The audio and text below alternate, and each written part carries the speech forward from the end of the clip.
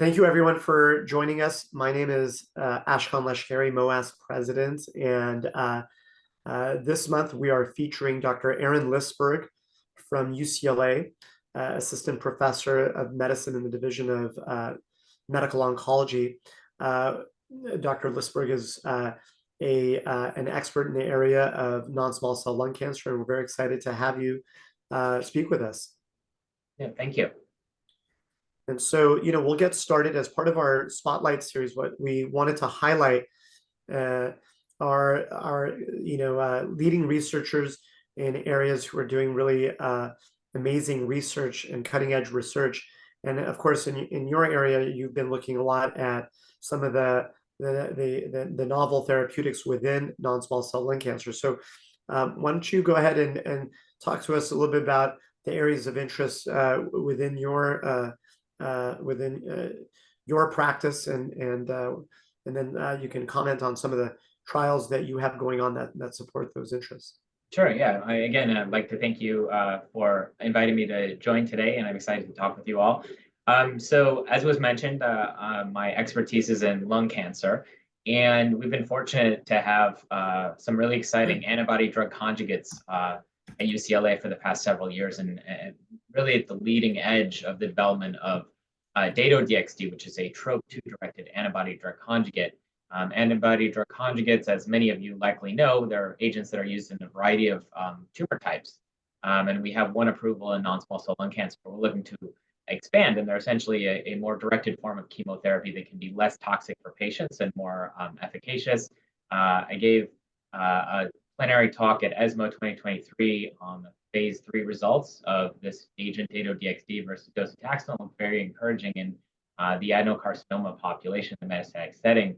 And so we have a lot of exciting trials based on that.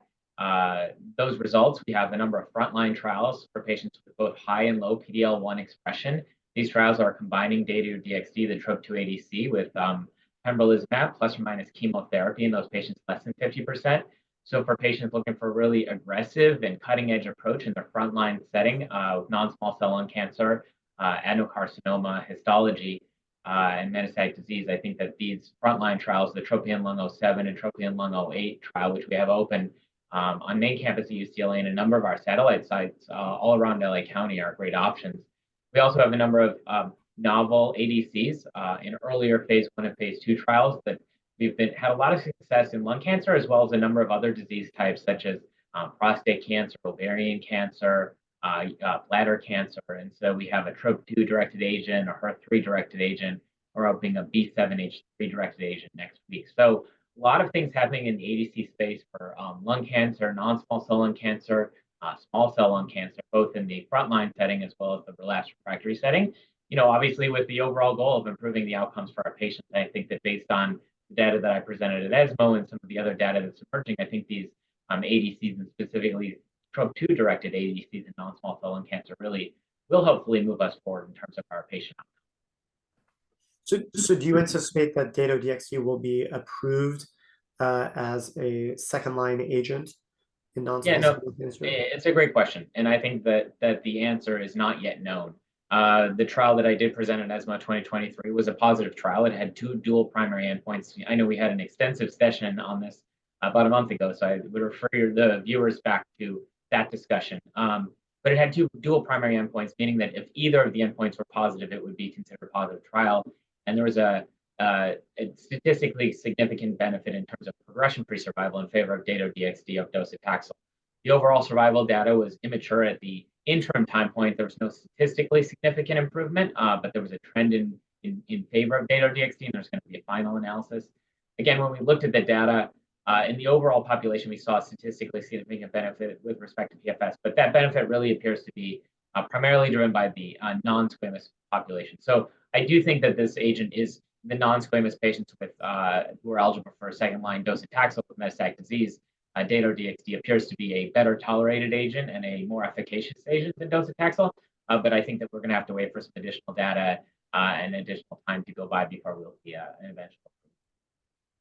Well, I think that what you're highlighting is very exciting in that not only is this agent effective in later lines, but now being evaluated in the frontline, and certainly I think that's going to be a great area of interest. And I think that highlight the frontline trials that you've highlighted are trials that our membership and our community within Southern California should know more about. Certainly, I do, and of course, offer these trials to these patients. So, thank you for highlighting that. Of course.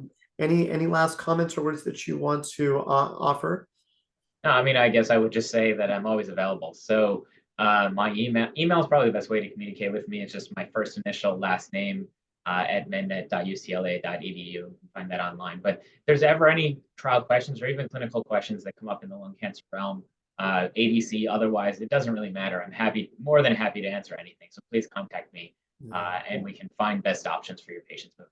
That's fantastic, and we'll have your contact information as well as the list of some of the trials you highlighted connected to this video feed. So on behalf of MOASC, I wanted to congratulate you for being our researcher of the quarter here in 2024. And we thank you for being here with us. Of course. Yeah. Thanks again for inviting me. And I look forward to working with you all a lot moving forward. Thank you.